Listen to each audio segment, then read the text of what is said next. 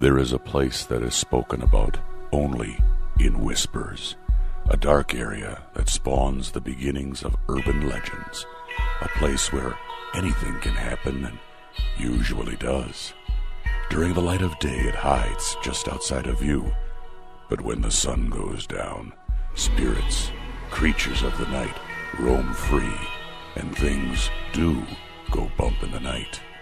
It is in every state and every country, and there is no escaping it, no matter how safe you feel behind your locked doors and latched windows. So we invite you to turn down the lights and turn up your radio while we join Dave Schrader and Tim Dennis, your hosts, on a journey into the darkness on the edge of town. Hello and welcome. It's a brand new week. You're tuned into the best in paranormal talk radio. This is Beyond the Darkness. I'm your host, Dave Schrader, and sitting across from me at the Supernatural News Desk, Mr. Tim Dennis. We have some exciting news to begin the show with, Tim. And what is that, Dave? We have a huge sponsor joining us today on the show. As a matter of fact, when I've had people reach out to me and they ask, Dave, what other podcast would you suggest? I love listening to Beyond the Darkness, but I can't get enough. I need more. I need weird. I need creepy. You know, we always give out a couple of our friends' shows, but the one I always tell people to check out is Lore. And you're the one, actually, that originally turned me on to that show. Well, I'll take a little credit, sure. Well, as we know, the scariest stories are true. And Amazon Prime has an exclusive. Lore is now a chilling 6-episode anthology series from one of the executive producers of The Walking Dead and an executive producer of The X-Files. That's not a bad pedigree to start your show with, Tim. No, not at all. All right, based on the podcast phenomena with over 70 million downloads, the creator and narrator Aaron Mahnke explores the most terrifying tales throughout history. Each uniquely creepy episode takes a myth that's rooted in historical folklore and twists it, exposing timeless terrors that still haunt us today. Real life can scare you to death. The new series, as a matter of fact, if you go check it right now on Amazon Prime exclusive, you can go check out and watch the trailer, a little taste of what you can expect for the series. And they've been advertising this a lot. And Lore is our sponsor for today's episode. So make sure you go check it out, guys. It starts this Friday. What a great day. October the 13th, Friday the 13th, Tim. Friday the 13th? Yeah, nice chilling day to begin a new creepy series, 6-episode anthology series again. Again, it's on Amazon Prime. It's an exclusive. It's called Lore, and you are definitely going to want to check it out. Make sure you Google it, and you can find it online as well and listen to the podcast, but you want to see the new series. It looks really cool. I'm excited about this, and we welcome Lore and Amazon Prime exclusive as our sponsors today. Tim, you just came back from the Chicago Paracon. Mm-hmm. Got a chance to see a bunch of our friends, have a good time out there. How did everything go? I might have had a little bit too much fun, Dave. Well, that's always the case when we attend these paranormal conferences. Any new earth-shattering news and creepy stories to be told? Yeah, lots of news, actually. It was interesting. The last talk of the day was from Jeff Mudgett, and you know, you think after watching the American Ripper series that you pretty much learned everything there was to learn. Right. There was a little bit more. And the tone of Jeff's talk was kind of different. It was somber. He seemed visibly shaken and upset by things that had gone on in the American Ripper series. He almost angry. I would say almost angry. At what sense? No, I mean, he spent the last 20 years researching and studying this case, looking into every angle about it. And I know he was surprised. I had him on Coast to Coast AM. He was surprised to even still find new information. But what's upsetting him so much now? You know, I think when he started this out, this was as much a journey of self-discovery about himself and how he relates to H.H. Holmes as it was self-discovery, maybe even into himself. He really related, and I know he talked a little bit about actually holding the skull of H.H. Holmes to you. And he's talked a little bit, he really got in depth about the actual excavation of the skeleton of H.H. Holmes, and he talked quite a bit about the actual DNA evidence, and he was quite upset about the fact that the supposed DNA results were released in the media before he had even gotten a hold of them, and he was visibly upset about it. And then he actually broke out the results in a PowerPoint presentation and showed point for point where he and his father lined up with H.H. Holmes exactly, and where they didn't, and where the DNA evidence in the match points didn't necessarily match up. And they were minor. There were points because of the age of the bones and because of what had happened environmentally to the bones and DNA, that part that had washed away. It couldn't put it this way. Conclusively, it was a match. Mm-hmm. But because of some of the wearing away of the DNA, there's still it sounds like Jeff wants there to be some doubt there, even though science doesn't doubt. And it sounds like he's struggling with it a little bit. It sounds like maybe although he doesn't say it outright, it sounds like maybe he's still looking for an angle. Is that fair to say? Well, I mean, you've spent 20 years of your life focused on this one point. And I don't think by finding his remains, it lessens the impact of the story of, was H.H. Holmes really the Ripper? I think that he made a pretty compelling argument and storyline. And obviously, that Ripper murders occurred afterwards. Let's face it, that's going to happen. You've got copycat murders. I mean, you had the Yorkshire Ripper in the 70s. We just talked to Neil's story about that a few weeks ago, who was doing it in the style of Jack the Ripper. So I know he was hoping that by proving his great-great-grandfather in this conspiratorial way, was able to get and beat the hangman and not end up dead, and probably went on to commit more murders, which he believed would tie him definitely to more of the Ripper case. I don't think that's necessarily true. I think his case that he supplied was pretty impressive overall. However, with that said, Tim, I do have to mention tomorrow is True Crime Tuesday. Mm-hmm. We have a guest joining us who has worked with 3 of the most famous forensic pathologists in the world, and they believe they have legitimately cracked the Jack the Ripper case. And they've done it nicely by taking, as they put it, a very scientific, probably boring paper and turning it into a novelization. So they've actually made it a Sherlock Holmes story and expose all the evidence and information that they've been able to collect and put together. I mean, it's pretty amazing. So tomorrow on True Crime Tuesday, we're going to hear a completely different perspective. There may be up to 4 people involved in the Jack the Ripper slayings. So I was just going to mention one other thing too about Jeff Mudgett and H.H. Holmes, and this is the other thing that kind of shocked me. There's actual anger, and I don't know if as far as religion goes and what religion you follow and whatnot, but the thing that got Jeff really, really visibly shaken and upset was the fact that H.H. Holmes, before he died, had asked to be baptized and basically forgiven for his sins. And the one thing that Jeff really brings up and really hits home is that he asked to be forgiven for sins when he was a guy who robbed graves, right, to dig up skeletons, to sell to medical schools, to make money, 1. And then 2, of course, doing what he did as far as killings. And here he is at the end of his life being asked to be buried in this beautiful Catholic cemetery. And being asked to be buried as a fully forgiven Catholic. And it kind of, it really, as you're watching Jeff talk about this, he shook to his core. And he's talking about holding H.H. Holmes' skull in his hands in this Hamlet-like pose and almost in a Hamlet-like setting. And I tell you, it was. I don't normally get moved by theatrics in a talk, I guess, but I was really kind of moved because it was genuine emotion. I really think Jeff thought he was going to get closure at the end of the show, at the end of this series.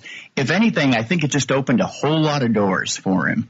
And I don't know that there is closure for him in this. And I think that's the news that comes out of him doing this talk. Wow. Fascinating. A man dedicated his life to this research, gave up his career to dig into the story. And we've talked with Jeff numerous times on our show, and I've had him on Coast to Coast AM with me. It's a fascinating tale. It's far from over, and I'm sure as more things progress, we will find out about it. Hey, I do have to make a quick mention. Our Halloween for Hunger campaign is on. You can help us out. We are helping those in our own communities right here in the heartland of America. The way we do that is every year for Halloween and for the month of October, we do our Halloween for Hunger campaign. We're up over $750 already because of your generosity. Every dollar we raise helps to supply one person three full meals in a day. That's amazing. $1. You can't even get a hot dog at a gas station for $1, Tim. Right. $1 donated to us for this campaign, and every cent goes directly to Second Harvest Heartland. So what you can do to help us out is go to darknessradio.com. Click on the Halloween for Hunger banner, and you'll see it right at the top of the page there. Click it. It'll take you in. You can make a donation in any amount, $1, $5, $10. We've had a couple people make $25 and $30, $40, $50 donations. Please, whatever works in your heart and whatever you can do to help us out would be greatly appreciated. Last year, we shattered our goal, which was, I think, $5,000. We shattered it at around $13,000. And we would like to shatter that this year and hit $15,000. We can do that with your help. We get over 300,000 downloads of this show. And if each one of you just donated $1, we would help feed almost 1 million people 3 meals.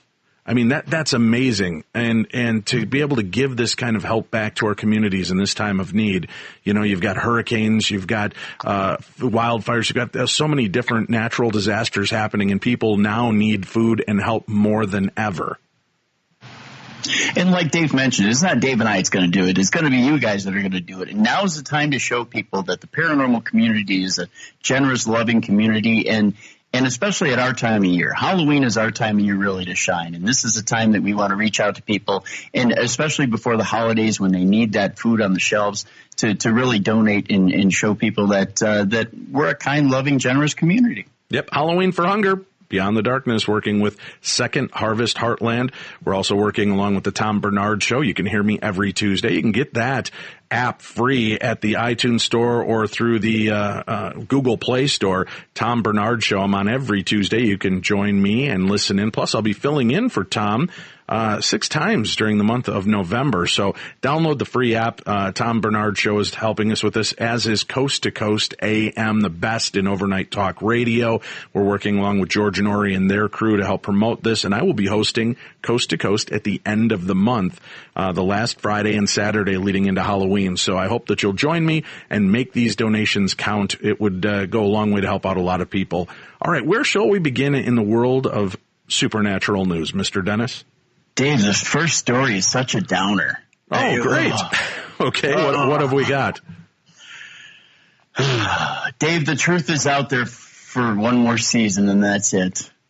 According to Screen Rant, X-Files actress Gillian Anderson will say goodbye to playing Agent Scully in Alien Chasing after the show's 11th season, which got its first teaser this past Thursday at New York Comic Con. She's done.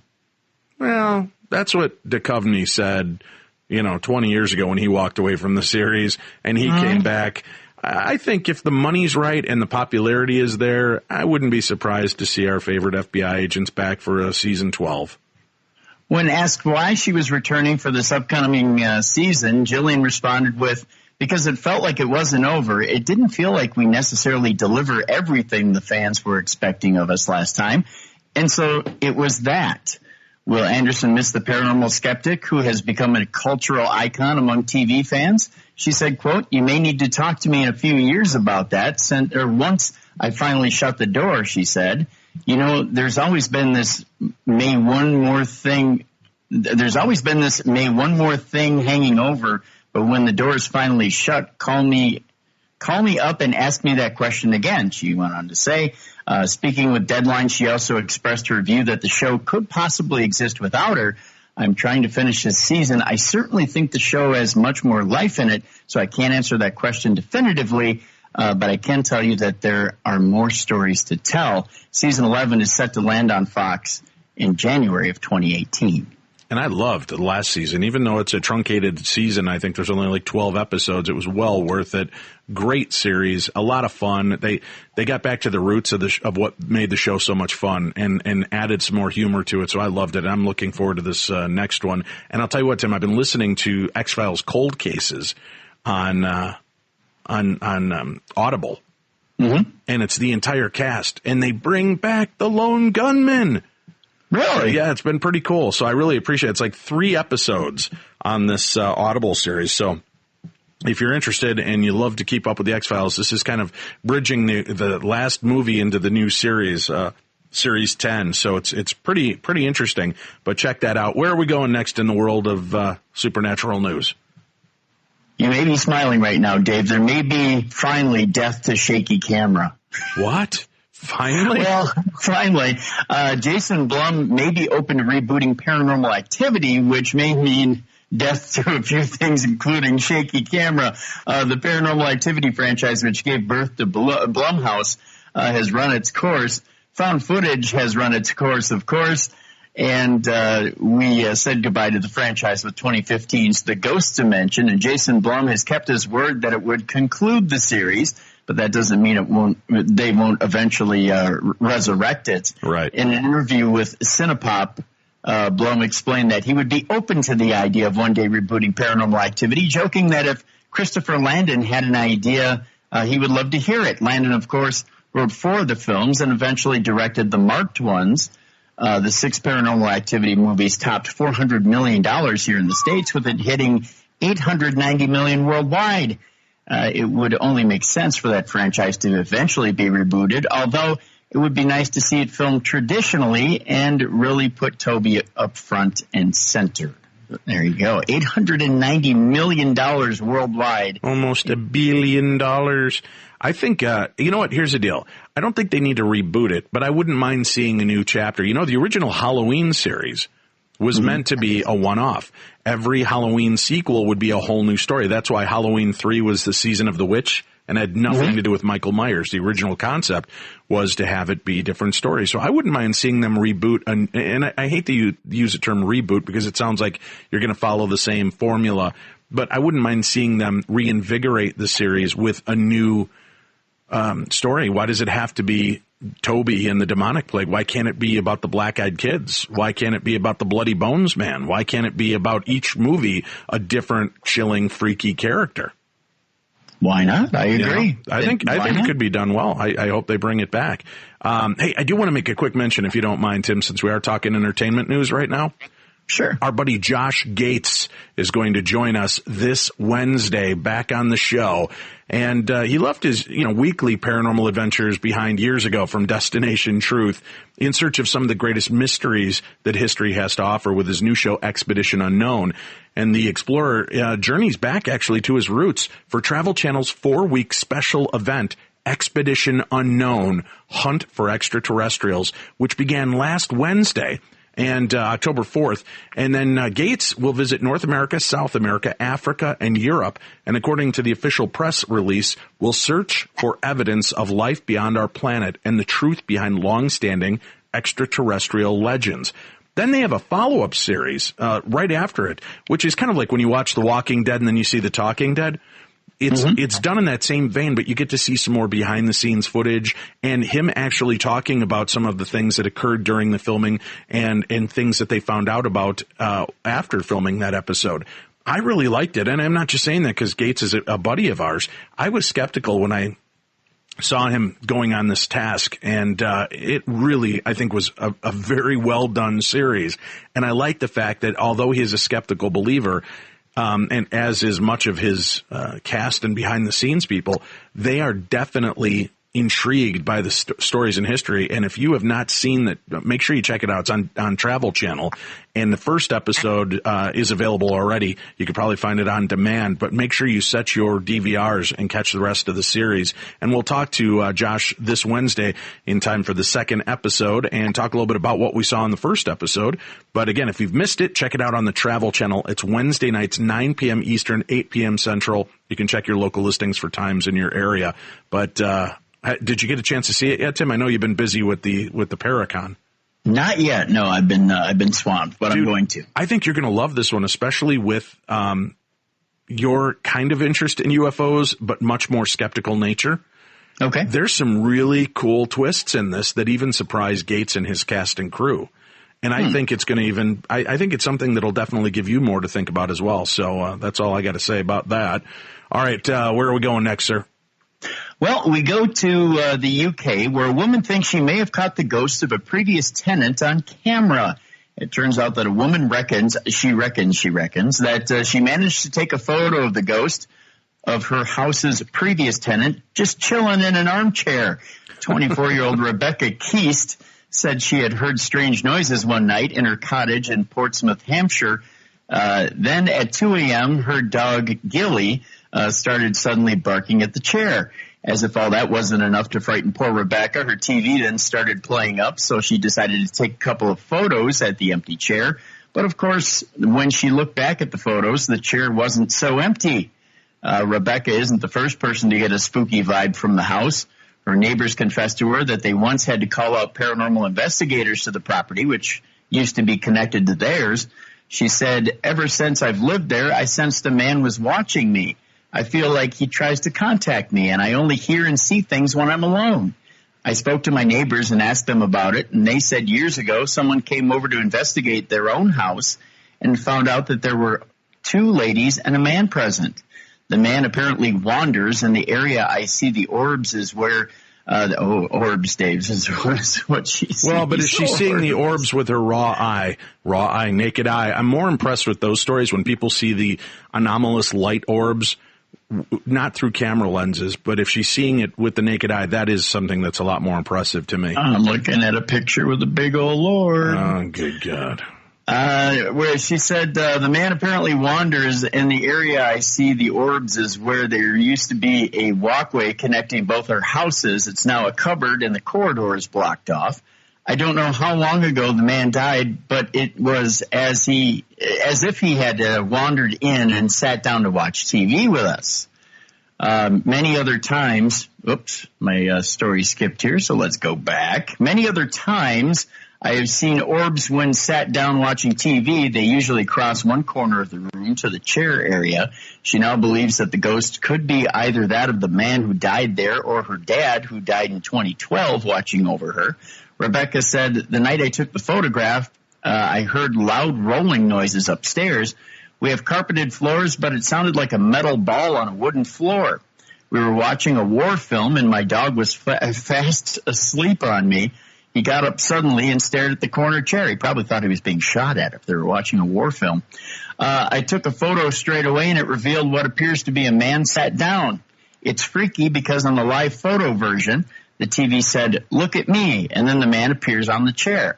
She said a psychic has told her that her dad is looking over her, adding, "My dad passed away 6 years ago, and sometimes I do think it might be him.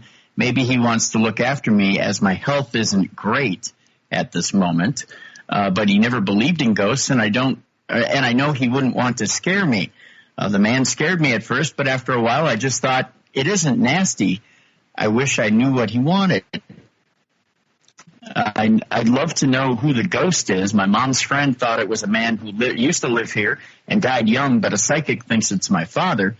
It would bring me comfort if I knew it was my dad, but because I'm not certain it's him, it could be the other younger man. I'm just more unsure about it more than anything else." So there you go. Well, it seems from what I was looking at our list, there's a lot of ghost sightings and photographic evidence popping up this week. That there is, yeah. There's another one here where a ghost was captured on camera in a haunted Irish school, Dave. Where it has a plenty of Guinness, though, disappeared as a result. So interesting. I made that part up.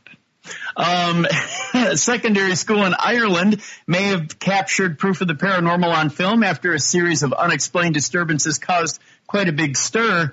Deer Park CBS, located in Cork City in South Ireland, has released CCTV footage filmed in the school's corridors, which they reckon, I've used reckon more this week, I think, than I ever have in my life, by the way, could show a ghost. The eerie footage was taken at 3 a.m. on October 1st, showing spooky incidents, including a door opening by itself and lockers rocking back and forth.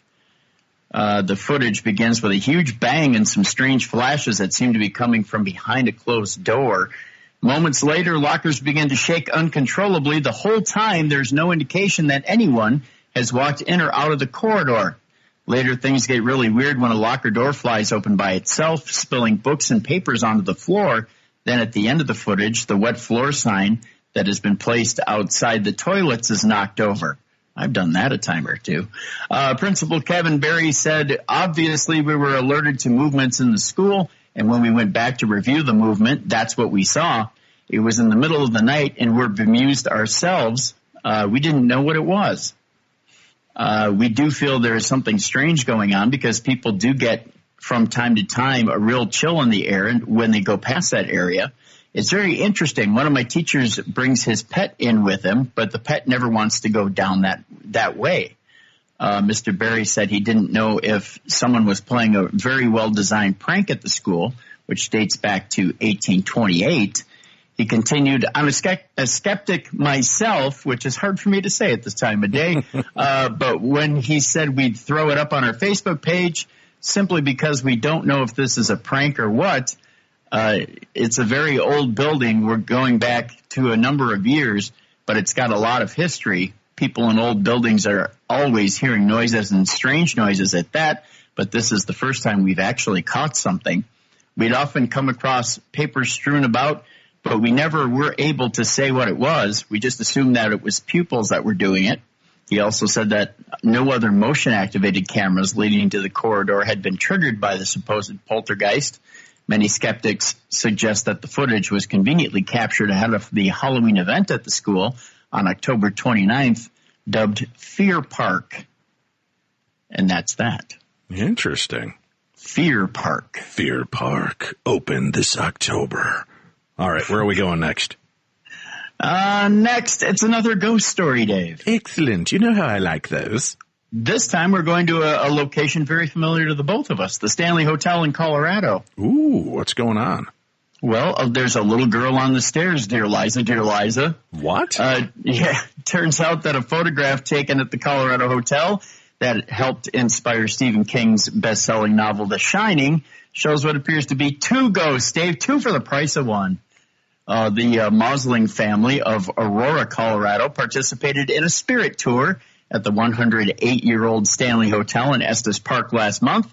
After returning home, they noticed a photo taken by John J. Mosling that seemed to show a young girl walking down the stairs. Oh, look at that. Yeah, right. I've seen that picture. You know, now there's some movement I see in the camera, but other people are perfectly focused, which means that it was a quick aperture. I mean, it was one of those fast aperture deals, but those definitely look intriguing to me. And I did some research through the ghost apps that you can use online, and I cannot find a ghost with its back turned to me that looks anything like that. So this, to me, was, and again, the Stanley, we've heard, you and I have been there late at night, and we've heard children laughing and playing in the halls. Oh, yeah. Yeah, and running up and down the halls, yeah. John Mosling and his wife Jessica Martinez Mosling told Huffington Post via email that there were no young girls in their 11-member party or on the tour. The quote is, "At first we tried to be logical and think we somehow missed her. So we asked our kids, their girlfriends, and our friend if they remembered seeing a little girl.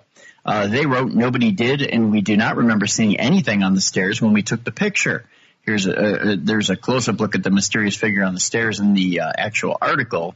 Why don't you include that link with today's post? So if you find our show through Podcast One and you get the information, there will be a link there you can click to see this, because this is one of the more impressive photographs I've ever seen of a ghost.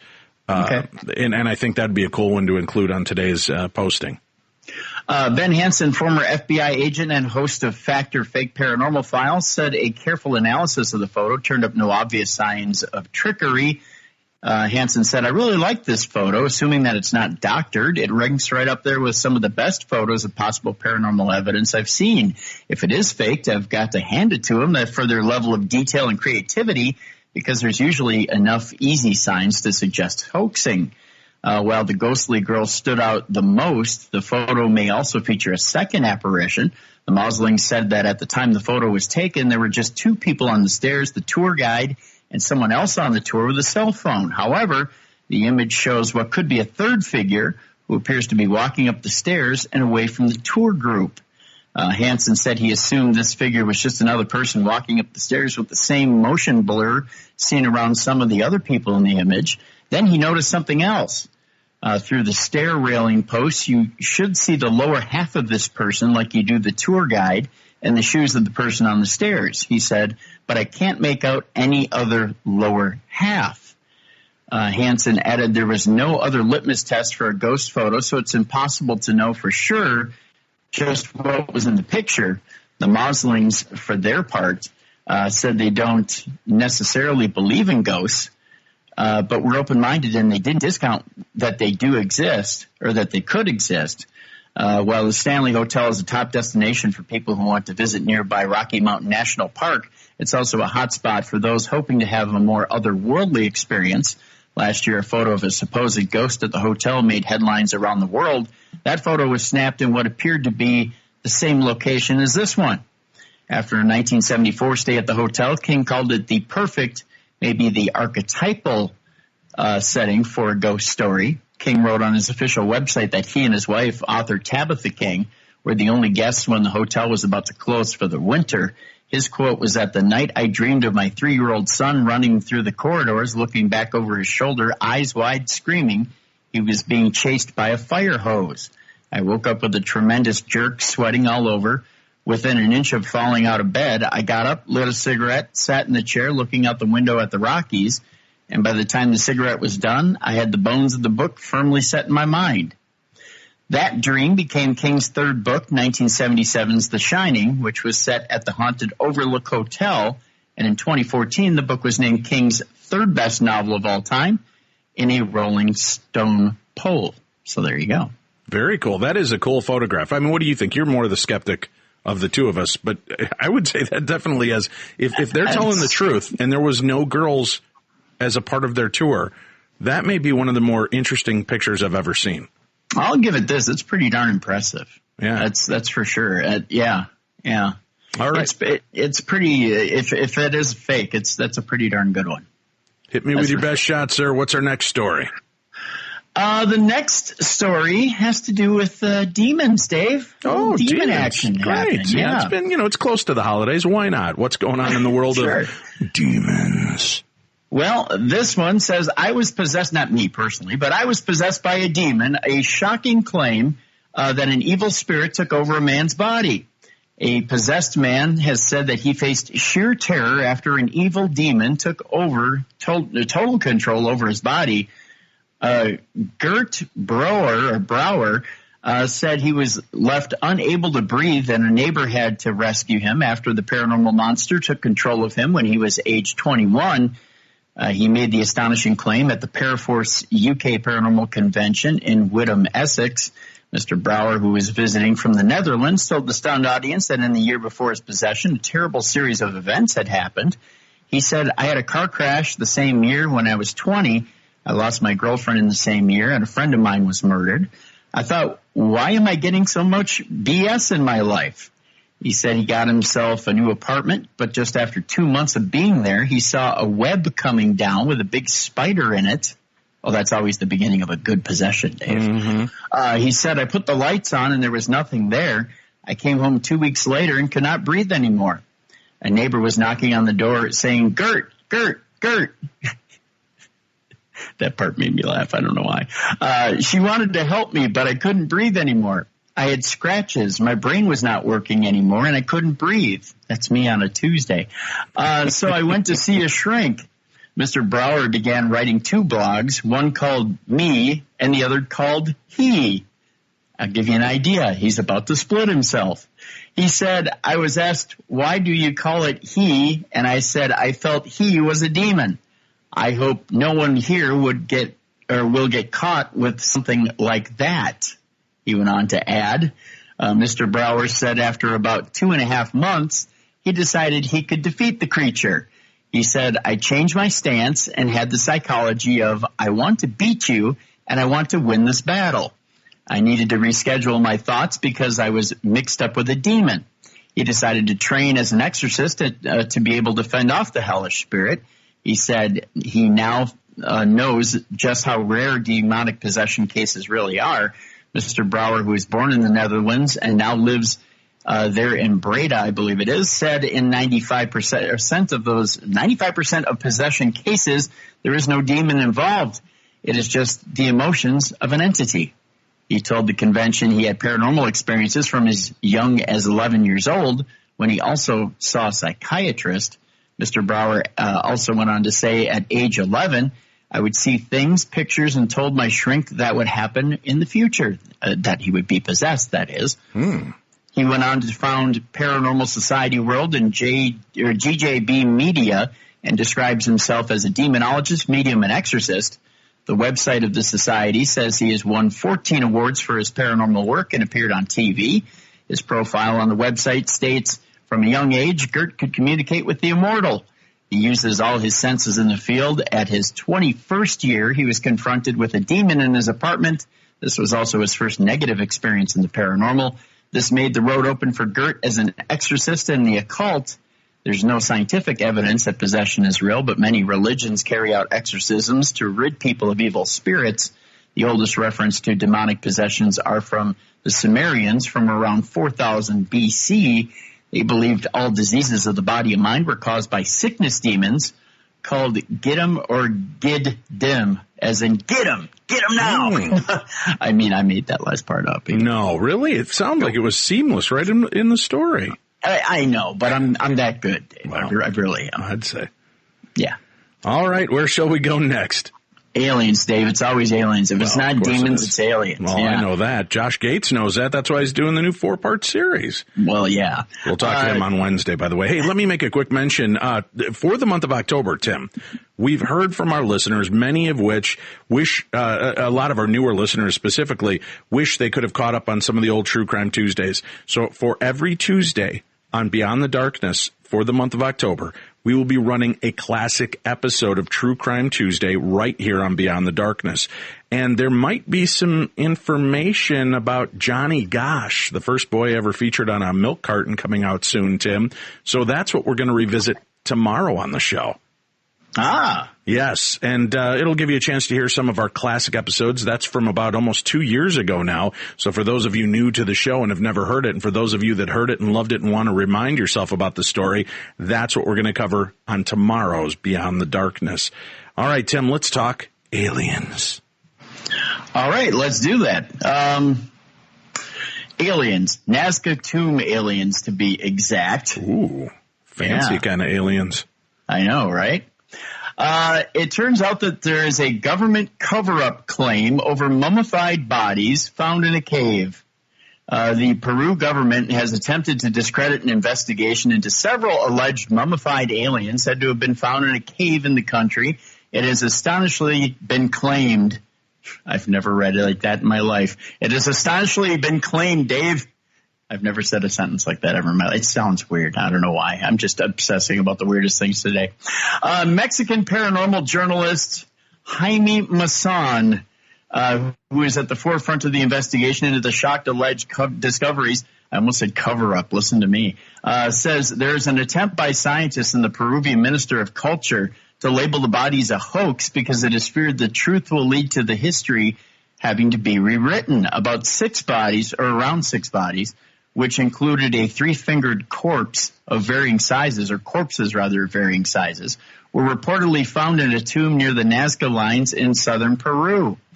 Conspiracy theory website Gaia.com ran a series of videos which claimed the bodies had been found in a tomb near the Nazca lines in southern Peru, and it was thought that they could be a newly discovered or undiscovered species, rather, or even alien. The bodies were carbon dated to between 245 to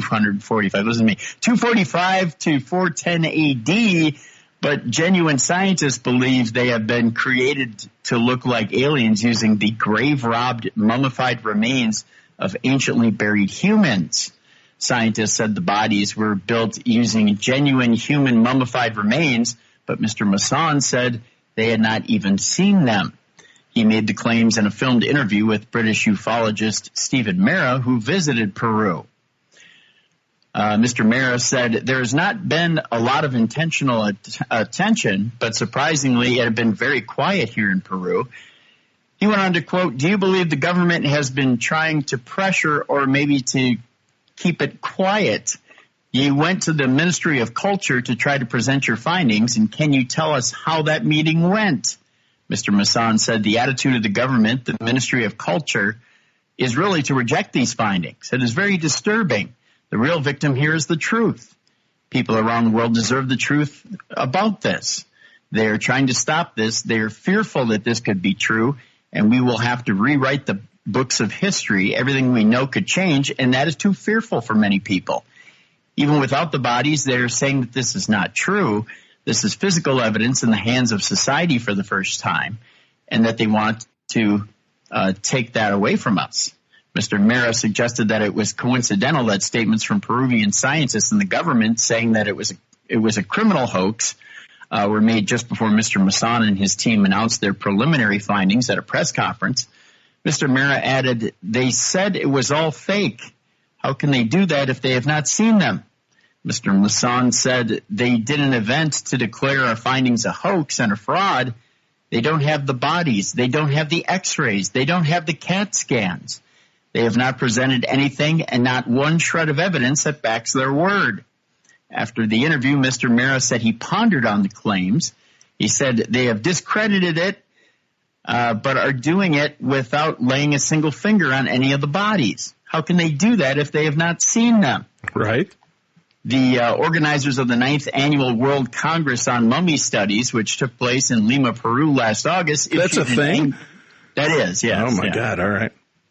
Issued an angry call on Facebook for an official inquiry into whether archaeological crimes have been committed. I bet you didn't know that was a thing either. I did not. There's probably an archaeological jail out there somewhere, too. The Congress brings together world experts in mummies and skeletons in a new location each year under the heading of The Fraud of Extraterrestrial Mummies, translated from Spanish. The Congress said it believed real human mummified remains had been mutated and rearranged to create bogus alien-looking creatures. Other scientists looked at X-ray images of the three-fingered hands released by Gaia.com and said they had been created using identifiable human hand bones from a number of bodies. Express.co.uk has contacted the Peruvian Ministry of Culture and is currently awaiting a response from them. All right. That'll be an interesting thing to follow up on. Let's see what they find out from that. Where shall we wrap up? I think we've only got a couple stories left. Where are we going next? We've got 2 stories left. We'll begin in Arizona, where there's a story, believe it or not, from Realtor.com about a haunted alien ranch in Arizona said to be visited by aliens. And it's flying on the market? Really? Right. We've been to this place. This is This is Stardust Ranch in Arizona. Yeah, the Stardust Ranch. John Edmonds' place, right? John Edmonds, yeah. Moved to the Stardust Ranch in Buckeye, Arizona 20 years ago. The neighbors didn't exactly bring pie. They wouldn't. There's too many people there. Instead, a man wielding a machete showed up on the doorstep to inform John and his wife Joyce that he was the one who kept the monsters away. You got to bring pie for everybody, including the monsters. That's just a fact. Right. Things only got stranger from there, and now, after decades of paranormal encounters, the Edmondses are ready to sell the Rainbow Valley property. This working ranch, currently in use as a horse rescue, is available for $5 million. Bring your own machete, kids. The 10-acre property includes a 3,500 square foot home with 5 bedrooms and 4 baths. The home has a pool, RV hookups, and a private well, all behind a gated entrance. There are 4 horse corrals, a pole barn, arena, tack room, kennel, and a commercial-size hay barn. Also on the property are 2 portals that the Edmonds believe lead to another dimension and through which aliens travel. One is located in the back of the property, and the other is in the living room fireplace, which is convenient. Don't light the fireplace while the portal is active. That's right. Yeah, you don't want that kind of flashback. Exactly. Yeah, he claims to have killed 18 aliens with a samurai sword, by the way, that he keeps in the living room. Not the aliens, the samurai sword. Right, because as soon as you run them through, they vanish. The only way to do it is if you decapitate them, then you can keep the head. That's what he told us. In the freezer, right? Right, Right, yeah. And he sent them off for testing, but the guy he sent them off to was mysteriously murdered as well. So Right. Yeah. So if you do happen to get a little alien head with your samurai sword, keep it in the freezer like a Snickers bar. Yeah. Just saying. The couple say they discovered that the previous owners threw all their possessions into the pool rather than moving them into their next house. They've also experienced unexplained bruising and syringe-like punctures on their bodies. Joyce believes she was attacked in the master bedroom, which she now refuses to enter. They've also had animals mutated, and one dog died shortly after attacking an alien. Edmonds got a tissue sample from an alien he stabbed and submitted it to biophysicist and crop circle researcher W.C. Levengood. Levengood, according to Edmonds, believed that the sample's composition was unlike anything found on this planet and could be linked to similar samples found at cattle mutilation sites.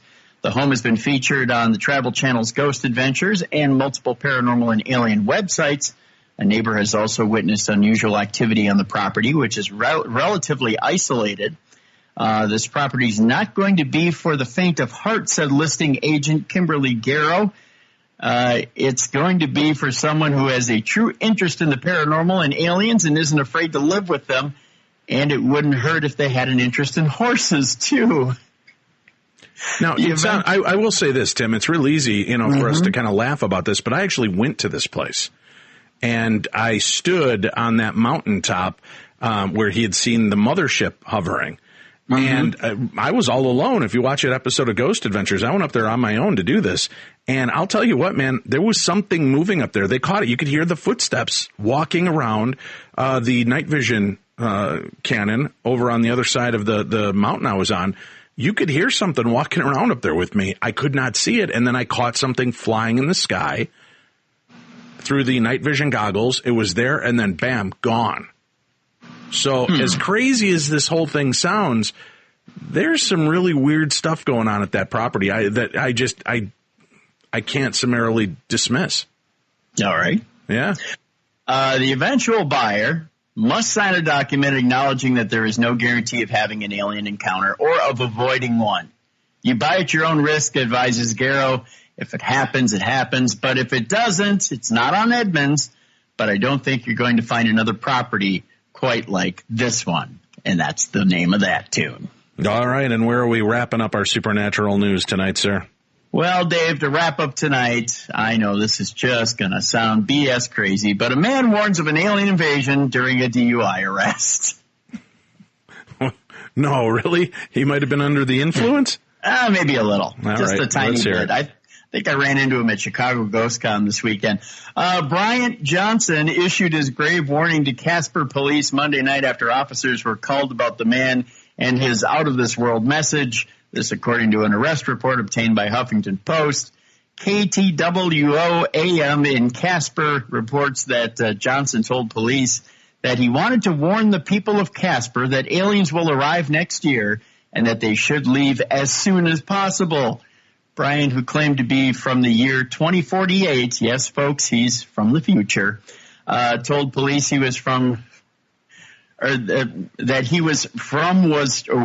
doesn't make sense. He told police was trying to warn residents about an alien arrival next year.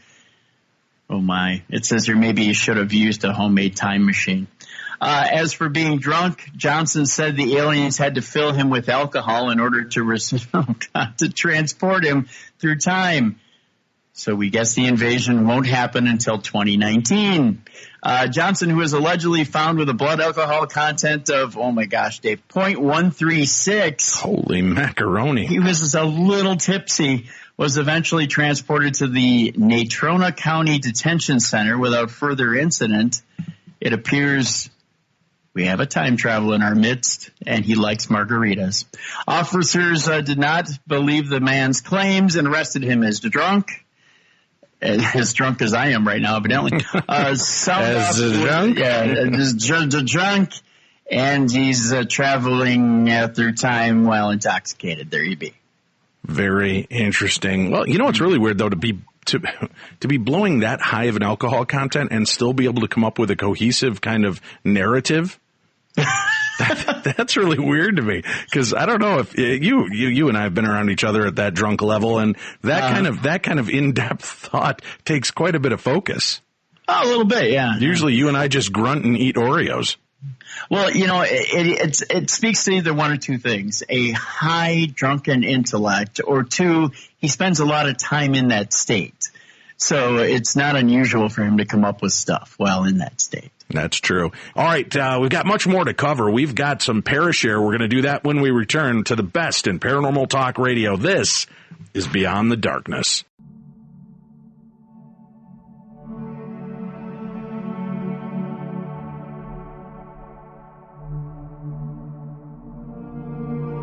Beyond the Darkness.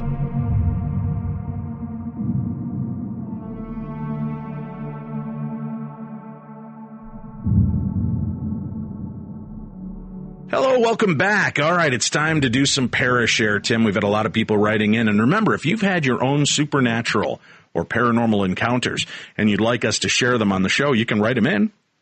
And even if they're short, small, little stories that you want to share with us, you can do that. If they're long, creepy ones, you can certainly write those to us. And I will tell you, if you write them in a very nice narrative way, we may be using them on future episodes of our Theater of the Mind that you can hear every Friday here on the Best in Paranormal Talk Radio. Let's jump right into it, if you don't mind, Mr. Dennis. Sure. Hi, Dave and Tim. I've sent some of my experiences to Darkness Radio, but never to Beyond the Darkness. With the passing of Hugh Hefner, I have a funny story to share. I'm from Long Beach, California. I grew up with a dad who began working his way up at McDonnell Douglas. Dad was a natural with any type of engine. As a former Army Air Corps pilot, his skills were valuable without any college or engineering skills. Dad loved us, and Mom. The list of accomplishments he managed to do in life, to me, is fascinating. He surfed and saw the rebuilding of Long Beach, recovering from the 1933 earthquake, which leveled the city. The first car he had was built from parts he found. Dad, like any male, was a monthly subscriber of a certain publication, such as Guns and Ammo and Playboy magazine. The man really actually read the articles. A lover of life and modest motorcycles, these magazines weren't on the coffee table, but they weren't under the bed either. McDonnell Douglas was known for specific detail in constructing their aircrafts the way the customer wanted. Dad was an administrative planner with a loyal team, and he was really picky in his job, where there was no margin for error.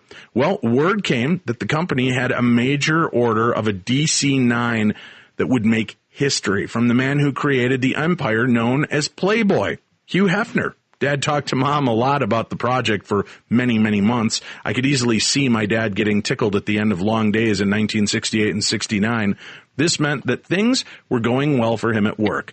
My feeling specific times as hurdles were crossed to detect any imperfections with the project, from the engines to the cockpit instrument panel. They were all nearly ready to reveal this to the public, and I was about 14. One day, as I heard him roll up on his Honda, he walked in and stared at Mom as he said, "They put 2 eyes on the bunny." Dinner was served sooner and pretty quiet as my brother and I heard them say a few words. Major blunders weren't what his job description allowed. After dinner, Dad had us all climb into the car as he drove us all over to the plant because he needed to show us what had happened. The first guard waved us in. Hi, hello. The second guard waved us in too. Dad drove our car right next to this big black D9 and said to Mom, "Look." I felt uneasy as I elbowed my brother to respond, and I said something like, "Wow, Dad." My brother mumbled something. The Playboy bunny logo is in its profile, yet there were 2 eyes on the bunny. Bringing a camera wasn't an option. Doing so would have been disrespectful and insensitive toward the normally easygoing man and father I loved. The blunder was quietly repaired early the next day. The pictures of the Playboy Bunny jet zoomed into history. I can look back and smile. The paint job of the DC-9. Dad loved the city his family landed in after the Depression, sent his family from the East Coast across the country for work, finally living in Long Beach. Now for the paranormal angles. When the Queen Mary first docked, it wasn't where it currently sits. The area it sits in today had to be constructed. The Spruce Goose was housed in the nearby area, and there were new plans for Long Beach. Dad had always helped support the Police Officers Association, and some of us were allowed to walk the deck of the old ship. Understand, we didn't really have training in ghost hunting skills. I mean, I was just a tween at the time. I can only suggest that someone use their imagination when they think of the old gray ghost. I've been to the area where the ship now sits many times. As you first walk in and walk to the other side, across the other area of the other side of the ship's door, the bow, stern, I don't know, I found the area has the scent of pipe smoke. It's something that I usually notice. A third story, I promised to write in, but it's been difficult. You may understand why. Many years later, as a grown-up, I had a family. I heard about a place that was haunted called the Brookdale Lodge. I didn't really want to hear more. I only heard it was said to be haunted. I didn't know or wish or want to hear more because I prefer to learn about these things myself. The Brookdale Lodge is just north of Carmel and the beautiful Monterey Bay. It happened that my husband and I were going to spend a few days in the area, and I just loved. I had managed to pack my Radio Shack mini tape recorder. This was as high-tech as I could get at the time. I'm the type of person who wants to sense things myself. Well, one day, I suggested we drive up to the lodge. It was a warm, sunny day and beautiful ride up through the area, a bit like a different world. The canopy the trees made was filmed through my husband's video camera, and his sunscreen windows was filmed as road up seemed to be welcoming us. I don't have a clue where that is today. The lodge was quiet, and my husband soon opted to stay in the car. As I walked inside, and I passed a beautiful crushed velvet, scarlet, red round couch that seemed to be from the turn of the century. All was quiet as I walked in. Shirt, shorts, tennis shoes, my recorder in hand. I asked if I could walk around. I was told it was fine. I passed the bar on the right. It was closed. The ballroom was in front of me. It was dark. Over to the left of the room, I saw the mermaid room, sort of a small area, and it had a window where I saw some kids splashing in the pool through a window. I think I walked up to the brook room the wrong way, but as I climbed up to see it, it almost seemed golden. The warm summer light through the windows was absolutely beautiful. A brief, quick moment, then I walked in and around for what ended up to be about 2 hours. I walked this area all over twice. I don't usually do these long walks. I heard the water calmly trickle through. I felt very calm and respectful of the place. I may have asked questions out loud. I mostly tried to absorb the feelings inside this place. I felt this was a special place, and I was glad I was alone. The tables had already been set for dinner. I had no camera with me. I walked past a wooden table that was for 2 or maybe 4. I didn't have I didn't want to feel the negativity I felt from it all. I walked out, and it may have been 3:30 p.m., I thanked the person at the desk. It was a feeling of zest, a refreshing feeling. I got into the car and told my husband, at least I tried to explain to him, what I felt to a non-believer, and all he could say was, uh-huh. Well, Dave and Tim, this was around 2005. I found your show somehow in 2008. I've kept my memories to myself. Earlier this year, I met someone on the Darkness Radio site. I somehow felt the person could understand, while the name was I'd known previously had been someone else, and I mistook the name. I trusted the feeling. That person is now a friend, and the name is private. I mentioned my visit so many years ago. I told my new friend about my experience. Guys, the place felt loved. It's that simple. I hadn't overthought the place, and I'm not the type to check the deeds of previous ownerships of a place, but I'm pretty new to technology. I felt protected, as if a police officer or former cop may have owned it. Perhaps the Bay Area? I hadn't known the person who validated my experience. I don't friend loads of people, so it's about how I actually feel about the person. I don't Google someone in hopes to chat. I expect to be their friend. I realize this is naive. However, it's truly how I go about things. Well, my new friend is simply that, a friend I discovered that would know that feeling was on target, even though I didn't initially know the identity of who I'd shared. I'd simply shared my experience. I do now. This has been a difficult year for many people I care a whole lot about. I can only ask prayers of comfort. I'm untrained in paranormal skills. If anything good has happened this year, I'm very glad for them. And that comes from Rebecca. So I've heard a lot at the Brookdale Lodge, but some people, Tim, I hear, will go in and have these absolutely chilling experiences. Yeah. And other people go in and say it just feels like home, like they've always lived there. Yeah. Hi, Dave and Tim. My ParaShare story probably won't set your shorts on fire. Well, that's good. But I knew it was time to send it in after listening to your Monday, October 2nd broadcast when you were kvetching about the sad state of some of the emails you receive. You know, those devoid of punctuation, capital letters, and those newfangled paragraph things. Yes. I can string together a sentence or two, and you did say you'd be more likely to read it aloud if you could actually decipher it. So I figure my stories at least got a shot. First, let me say I love Beyond the Darkness and True Crime Tuesday. I especially appreciate the respect with which you treat all of your guests, no matter their experiences or beliefs. I'm an artist and an intuitive, and so I'm more open-minded than most. But even I've got to say, you've had some total whack jobs on your show. The deference you show on each one, however, humbles me and my ridiculing tongue every time. Anyway, on to my story, one of many, but those tales are for another day. Oh, good God. Another teaser, Tim. I grew up in Rochester, New York, in a big house built in 1823. The house had always been in our family. As a matter of fact, my grandfather had lived there as a child, but by the time my parents moved in the early 50s, it was long abandoned. No plumbing, no electricity. My folks started from scratch, but quickly built a nice, if modest, home. Zip ahead to the mid-60s, and 2 kids later, me and my little brother Scott, who was a budding photographer. My grandfather was a lifer at Eastman Kodak Company, so he got lots of swag, including a little Instamatic camera and free film, which he donated to our family. Well, Scott took about a zillion pictures, but since he was only 4 and too little to cross the street by himself, all the snaps were confined to the inside of our house at knee level. Grandpa got free processing, too, so my folks were happy to let Scott click away to his heart's content.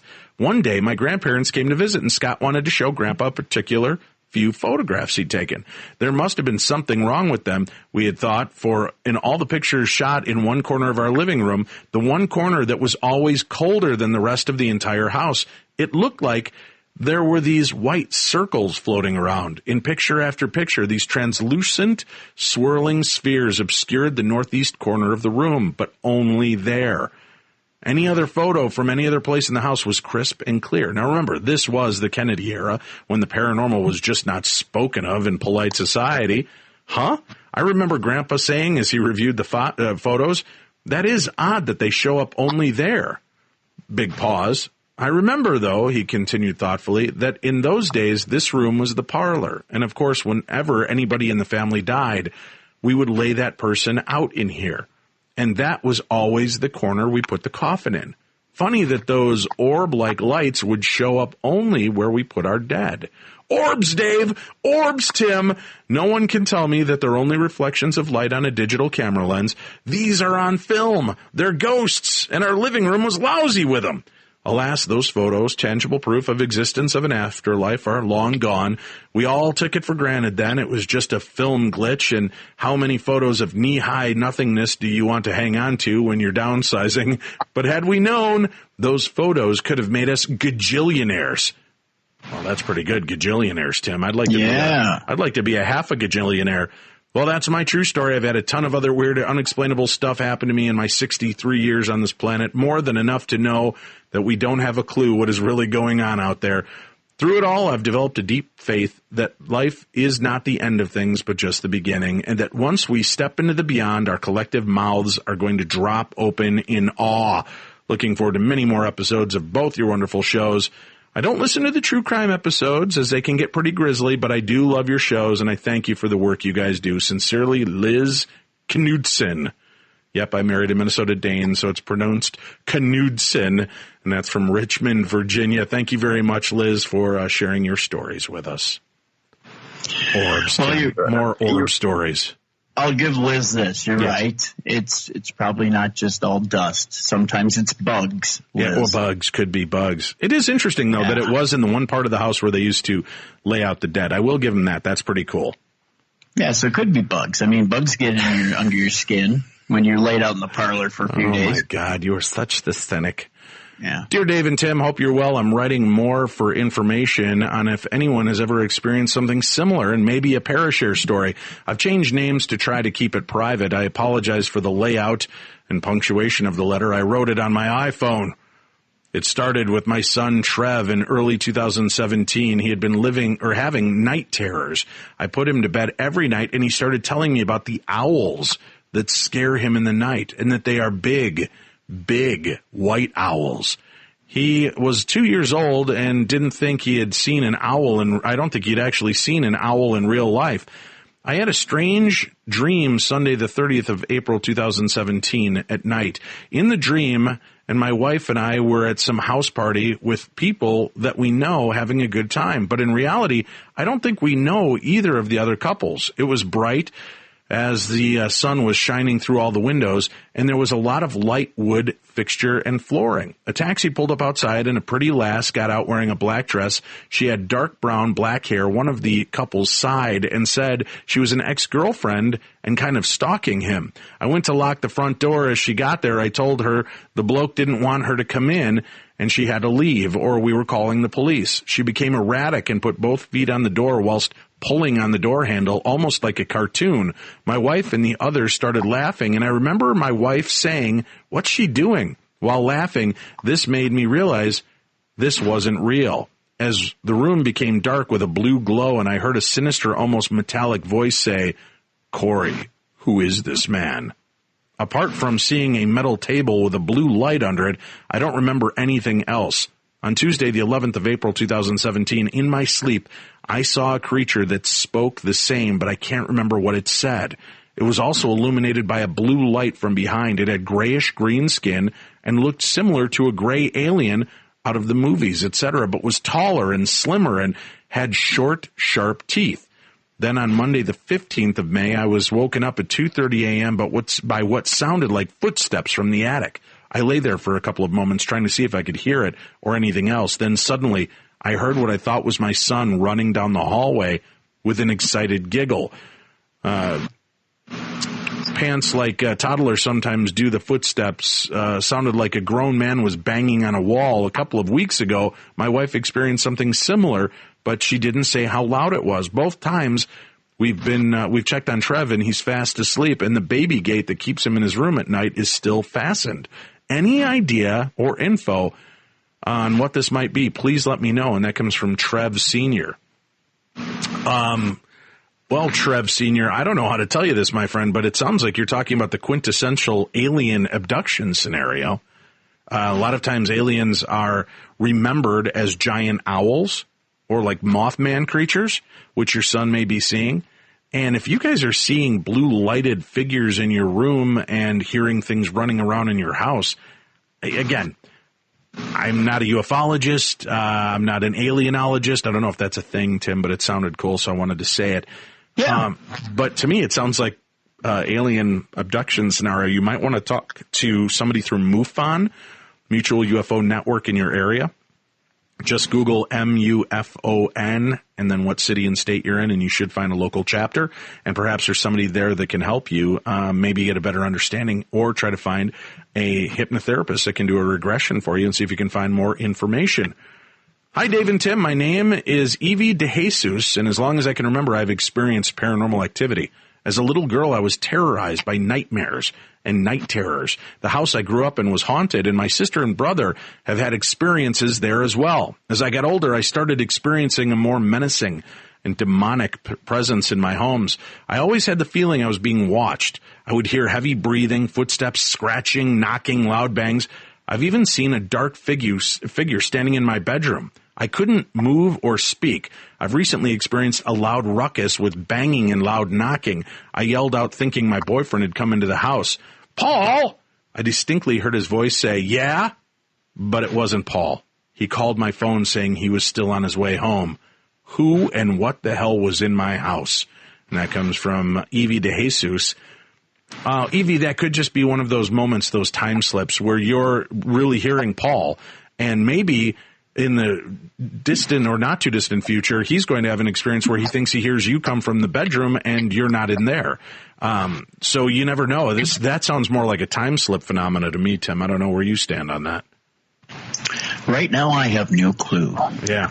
Weird stuff. Hey, guys, remember, our show is being sponsored today by Lore, a creepy new 6-episode series appearing exclusively on Amazon Prime Video. Inspired by the podcast phenomena created by Aaron Mahnke, the podcast has over 70 million downloads, and it's from the executive producer of Walking Dead and an executive producer of The X-Files. Based on real historical accounts, these episodes use a unique mixed blend of kind of archival footage, animations, and reenactments. And they're telling some of the scariest stories of all time. And the scariest stories, of course, are all true. You can find more information at Amazon.com/lore. It begins airing this Friday, Friday the 13th. You can watch on there right now. I think they've got the little trailers you can go check out for yourself. And I'm pretty excited about this series because, again, like all of you out there listening, Tim and I love the paranormal. We love stories of the strange and unusual. And, gosh, you've been listening to Lore for quite a while, Tim. You're the one that pointed me out to the podcast. Yes, I have. They cover some of the creepiest stories. I mean, that stuff is really freaky that they've covered on Lore. And they really get in depth. Yeah, and they really get in depth with it. So the new series, I think, is going to absolutely blow you guys away.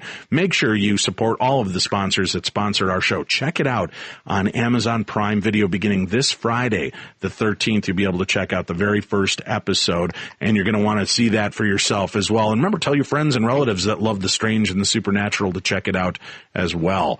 Hi, Dave and Tim. I had a few dreams. I had a dream a few years ago that was strangely vivid. I was at some woman's apartment and I went into the bathroom and someone else was in the shower or tub. I knew instinctively that something was wrong. The woman in the tub said something about wanting me. She leapt at me with outstretched clawing hands. She was mid-air when a sequence of thoughts went through my head. Looping and cyclical patterns rushed through my brain. A star formed around her in an instant, vaporizing her. The star vanished nearly as quickly as it appeared. I knew at that moment that I caused the star. Somehow in my dream, I knew what patterns to use to create what I wanted. A star contained within a protective bubble. When I woke up, the patterns slipped from my memory, but not the feeling of knowing what I did. I felt sadness at taking someone's life, and there were recorded instances of someone doing something phenomenal in their dreams and actually remembering how to do it. Is that real? Yes, it is. It's called lucid dreaming. Usually I don't remember my dreams, but when I do, they tend to be very vivid. Also, I have taken Onnit's Alpha Brain, and it gave me more realistic and engaging dreams than I've ever had naturally. Is there something else to this besides the chemical they claim that boosts dreaming? I don't know. I've never even heard of that. Have you heard about that, Tim? Onnit's Alpha Brain, ONNIT''S, Alpha Brain? No, I haven't. Yeah, Brody, I don't know. That's new to me.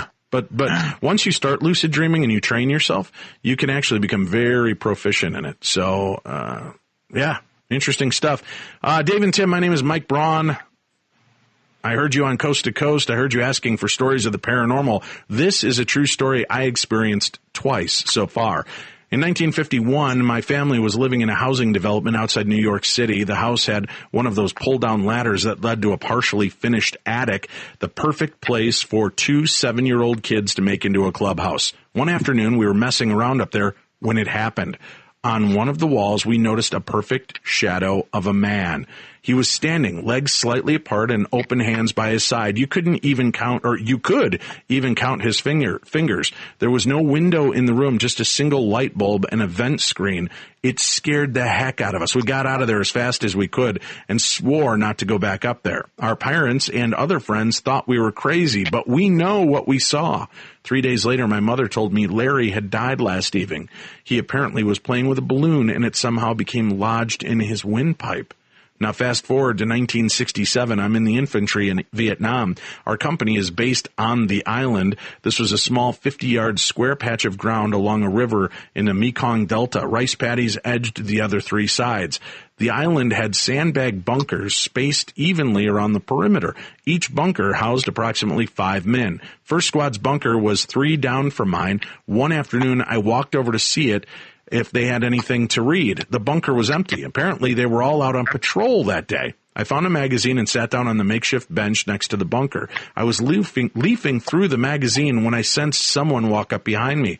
I saw his shadow appear on the ground next to mine. I turned my head to see who it was, and there was no one there. When I turned back, the shadow was gone. 2 weeks later, all 5 men from the bunker were killed in an ambush. Nothing similar has happened to me since, and I hope it never does. I have told the story to just a few people over the years, and it seems to make them nervous, and that comes from Mike. Well, yeah, geez, Mike, if you're kind of having, I don't know what you could call those kind of premonition moments, and then the people die, I can understand why that would make people a little bit nervous. But, it seems like you've got it under control. Keep us in mind. I mean, that last one was in 67, 50 years ago. I don't think it's something you have to be real concerned about. Our final email, hi, Dave and Tim. When I was younger, around 4 or 5, my mom and I used to have this imaginary friend I would interact with when I was at preschool in the playground. Except she always questioned if he could be imaginary or if it was something more paranormal because of the vivid detail I would give of him that perfectly resembled a Victorian school drummer boy, which is something a 4 to 5-year-old would know nothing about. With the tall feathers on his hat, navy blue outfit, and heavy drum around his neck, he resembled something from a marching band in the Navy. He had no name as I knew of, but I didn't tell my mom was that he would sometimes follow me home, except I never saw him at my house. I could just sense that he was there. One time, when I was much older, I vividly remember I sat in my room on my own staring into the doorway, and it's as if I was in some sort of trance. I was conscious, but I could not move or blink. I was completely focused on the wall when the figure manifested only for a second, and it was of a much older gentleman in full Navy attire. As soon as I reacted, he was gone, and I never saw either of them again. I sometimes wondered if they had anything to do with one another, so I am currently doing some research, and I'll let you know what I find out. That comes from Tabitha. Thank you so much for sending that out to us, Tabitha. That is pretty interesting to hear. Kind of a weird story with a bookend like that to see the kid and then the adult. But maybe there was a naval academy or something close by, and it just might be what you were seeing. And if you were in that kind of zone where you were in between awake and asleep, kind of that mental zone out, your mind might have been working like on those 3D hidden pictures where all of a sudden when you're not focused on it, you see the picture start to pop out in front of you. So that very well could be it. That's it for today. We're done. ParaShare Supernatural News brought to you again by Lore, a brand new 6-episode series on Amazon Prime Video, starts this Friday the 13th. Make sure you check it out for yourself. We'll be back tomorrow with a classic episode of Who Took Johnny, a very dark and unusual story of missing children. And you're going to want to hear this story. It was from about 2 years ago. It's a special classic that we're going to revisit tomorrow. And then we have a brand new brand new True Crime Tuesday that'll be available tomorrow through Patreon. And it'll be talking about Jack the Ripper, a brand new, very interesting thought process on who the killer or killers may have been from 3 of the most amazing forensic analysts in the world, Tim. You're going to want to hear this show. You can check it out again by subscribing. Go to darknessradio.com, click on the True Crime Tuesday banner and subscribe for $5 a month and never miss another minute of the best in true crime talk radio. For Tim Dennis, I'm Dave Schrader. We'll be back again Wednesday with another brand new episode. Our buddy Josh Gates starts talking about the ultimate expedition with aliens. We'll be doing that on Wednesday. This is the best in paranormal talk radio. You've been listening to Beyond the Darkness.